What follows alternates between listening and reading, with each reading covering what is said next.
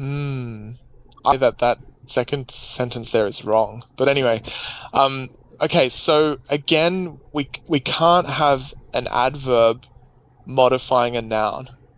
We could Okay. have it modifying an adjective. Okay, but So as Adam said, place is a noun, and you cannot use an adverb for the so you could second time. say the typically ideal place for life to exist, or the frequently ideal place for life to exist. So you could have an adverb and then an adjective and then a noun, but you can't have an adverb and then a noun. It doesn't modify a noun. Um, okay, so we again here we have a situation in the next sentence, virtually, where an adverb modifies a whole clause or a whole sentence. Um,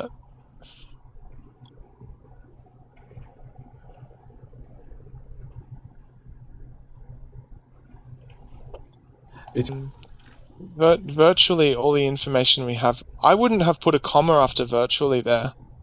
exactly. I think that's massively confusing because I think actually what virtually modifies is comes from. This information virtually comes from, or all of this information virtually comes from. Um, this is a really difficult sentence, this one, because the comma feels wrong. Virtually all. All grammatically is. Let me show you the this one. It's So he, because, okay, it's because all is itself an adjective. So you can use virtually all. yeah. Virtually can modify all. There shouldn't be a comma there. So this might be wrong. Yeah, It is wrong. Yeah. So, exactly. So, so here, what is your idea about this one? The general perception of Europa. What is the meaning of Europa? Is it moon? Yeah, like yeah, it's a moon. Yeah, is a it's one of. frozen crust. Yeah. So, what is your idea Um, about this one? okay, this is actually one of the concessional structures we've talked about. It has to be although it's a subordinating conjunction. Although the general perception of Europa is this, comma, researchers studying the most recent measurements say this instead. So it's a subordinating conjunction. It has to be although because So, of how the sentence resolves. so Okay, so in this case, it's actually about the next clause in this sentence. this one. Um, yeah, so it's after the comma. We get to researchers studying the most recent measurements, say light reflected. So that's the independent clause Oh in the yeah, sorry. sentence. So researchers are studying. So here, So then that after this rate, comma, yeah, yeah, this one that is an that independent clause. yeah, that the researchers that were doing this, they say this. That stands by itself.